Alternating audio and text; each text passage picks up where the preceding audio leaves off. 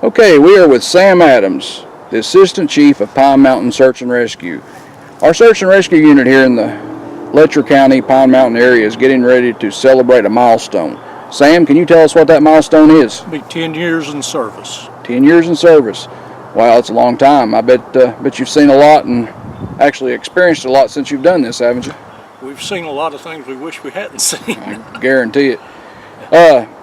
Without going into too much detail, what I'd like to talk to you about today is some common mistakes that you've seen out on the trail that people could have easily prevented if they had just followed the general rules, safety rules that we talk about every day when you go into the woods. Can you tell us 2 or 3 stories of things that you've encountered?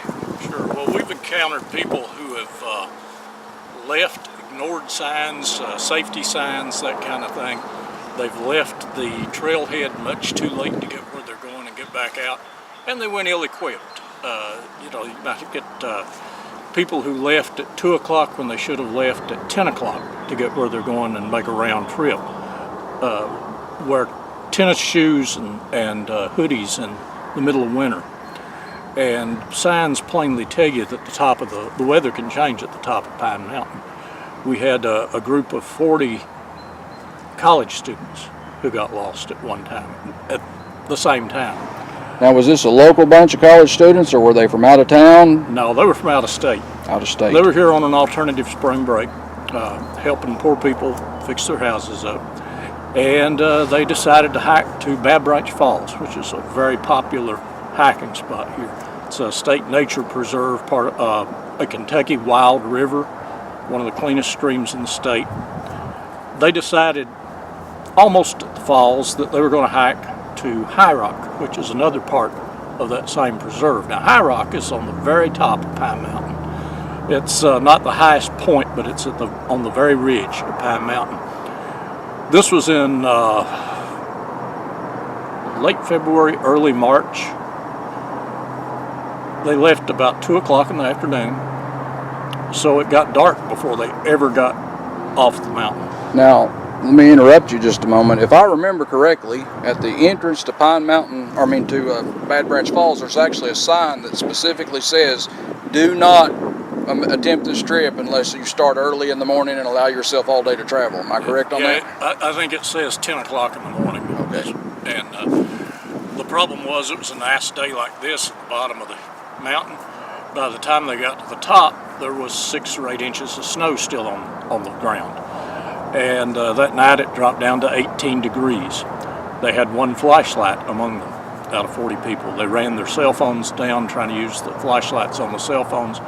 Most of them were dressed in, canvas, tennis shoes, hoodies, sweatshirts. Nobody was really dressed for the weather. So we and several of the fire departments joined together to go into the mountains and bring them out, and ended up taking them to the hospital in school buses. And several people with hypothermia, several people with frostbite or near frostbite. So that was a pretty bad situation. Now, from the time that they started out on the trail to the time you found them, how long did it take you to get to them? From the time I arrived, it was, I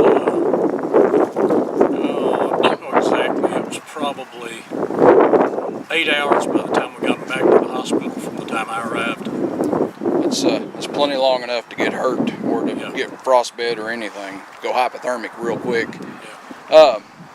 Is getting lost some of the only accidents you've seen, or have you encountered others, maybe worse or maybe even? Yeah, we've had a couple of people who came really close to dying again at Bad Branch Falls. They climbed to the top of the cliff where the falls are, and can't tell from the bottom, but the top of the falls is a slope. It's not nowhere close to being level, and it's just slick rock. So those people climbed to the top, slipped, fell to the bottom. It's about a 60-foot fall. They're lucky they survived, aren't they? They're the only people I know of that have survived that fall, but they were both young, strong, survived, but not without serious injury. I know there's been several fatalities off that falls over the years, and I don't know that there's a certain number, but do you know of maybe an approximate number of people that's actually died from those fall? I can count 3, I think, that I know of, but I'm sure there are others that I'm missing. That's just in recent time. That Yeah. doesn't include before we were even around. So Yeah, that's in the last 37, 38 years. scary situation. You know, I know Pine Mountain Trail is over 100 miles long, or will be once it's completely finished. We have a lot of backpackers come in from all over the United States to hike the trail. And from my experience, it's typically not your overnight, long haul backpackers who end up getting hurt. It's typically those that just plan on going in for a couple hours and coming right back out. What can they do to prevent getting hurt in this situation? Because I know there's a lot of us that do this. Well, they need to know their own limitations, first of all. I worked one incident where a woman in her 60s seemed to be in pretty good condition, physically. She was not, she didn't appear to be 65 or whatever she was. She only got maybe 10 feet inside the preserve, just inside the gate from the parking lot, tripped over a root and broke her finger. Wow.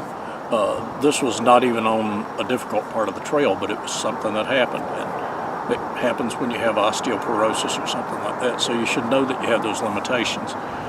Worked another one with a woman who had lupus and tried to hike to the top of the mountain. That's, those are limitations that you should be aware of. All of us like to think that we're still young and we can do everything we always did when we were 16 or 18, but not when you get to be that age. Exactly. Then we've had people who go in with no maps, just a vague description from someone of what the trail looks like. We had a family of 7 or 8 people, family and friends, who completely missed the opposite end of a loop trail and kept hiking. They ended up 4 or 5 miles from where they were supposed to be and had no idea where they were. They were on the Virginia state line by the time they stopped, and they were far from the state line when they started. Wow, that's scary. It can happen in the blink of an eye, and I don't think a lot of people realize just how fast it can happen. And in my experience, the first person it usually happens to is the one who says that it can't happen to them. So yeah, I always say that people who become experts are the people who get hurt.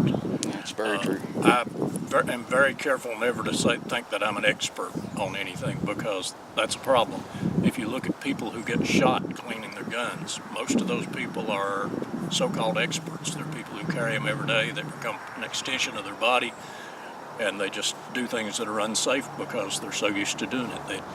They're doing things mechanically and not thinking about it. Get complacent, don't they? Yeah. Well, I'll wrap up with this one last question. And the one last question I want to ask is, obviously, we are a search and rescue unit. We don't fight fires, that type of stuff. Right. What is some of the things that Pine Mountain Search and Rescue covers as far as incidents out in the wild?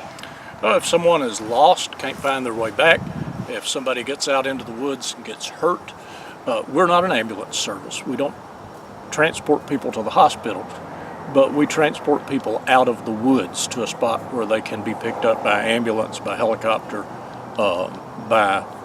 just by relatives. If they're not injured, if they refuse hospital treatment, then we can get them out to safety. Now, what types of special equipment does Pine Mountain Search and Rescue have to take care of these types of? Well, we have ATVs. Of course, Stokes baskets are a common piece of equipment all search and rescues use. We have a wheel, it's called a mule, that we can put a Stokes basket on so we don't have to carry it. The people who were hurt at Bad Branch Falls had to be carried out, and that's about a mile hike over very rough terrain. It takes about 30 people to carry one person out of that distance over that kind of terrain. So we have this wheel now that will carry the weight of the basket with only a couple of people to guide it and balance it. Wow, that sounds pretty nice. And we have first aid gear, etc. So, now, what types of special training does the members of Search and Rescue have? well, we have one EMT, one paramedic. Everybody else is certified in first aid and CPR. They all have basic search and rescue. Some of us have man tracking training, so we can find people if they are lost in the woods. We have moving water awareness training. That's for bank rescues. It doesn't allow somebody to go into the water, but it allows you to rescue people with throw ropes and that kind of thing. It'd be like swift water rescue? Yeah, swift water. We have land navigation training. Everybody in search and rescue knows how to use a map, knows how to use a compass. And we've had people say, well, we need to learn to use the GPSs more. Well, we do need to use GPSs sometimes, but the problem with the GPS is they have a battery. The compass doesn't have a battery, and you can always find your way with that. Also, this is pretty rugged terrain here. You have a lot of cliff lines, you have a lot of overhead foliage, and that can block out signal. You have GPSs that won't work in large areas of this county. I will ask you one final question. If there was any one piece of gear, equipment, that our search and rescue unit could get right now that we don't currently have, what would that one piece of gear be? I think it would probably be a good quality drone. We don't have one right now. We have to rely on people's private equipment if we need that, or we have to call somebody in to help. If we had something that we could use to spot campfires or signal fires, something to spot the smoke and send us back a GPS location on that, then we could find it on a map and go to that spot. A drone would be really helpful for us for that. I can imagine, and I personally have seen what a drone can do, so they would definitely be a nice piece of equipment. Well, Sam, I appreciate you taking the time to talk with us. I hope everyone out there enjoys the video, and I hope Search and Rescue gets the drone someday. Thanks a lot. Thank you, Sam.